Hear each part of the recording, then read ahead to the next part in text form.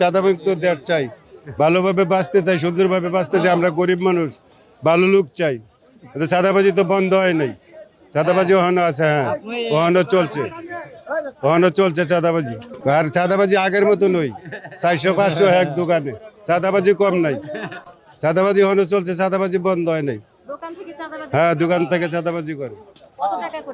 একটা দোকানে 300-400 যাতে যেরকম নিতে পারে, বুঝেন নাই? না দিলে পিটাইবো, না দিলে হুমকি আমকি দেয়। আর কি করব? না দিলে হুমকি আমকি দেয়।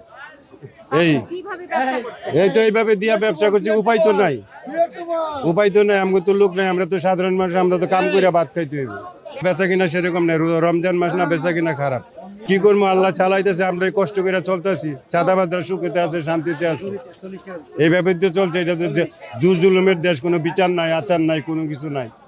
আমরা সাধারণ লোকের কোনো নিরাপত্তাই নেই। আছে কোনো নিরাপত্তা? কোনো নিরাপত্তা নেই। সরকারের কাছে ভালো প্রত্যাশা করছি, ভালোভাবে চালাইবো, ভালোভাবে করবো, এটা আমরা প্রত্যাশা করি। সরকার এটা দেখবো, চাঁদামুক্ত দেশ করব, গরিবের দিকে নজর করবো, এটা আমরা ভালো প্রত্যাশা করতেছি সরকারের উপরে। চেষ্টা করলে না পারার কি আছে? সে দলের প্রধান চেষ্টা করলে না পারার কি আছে কোন? তার দ্বারা সবকিছুই সম্ভব।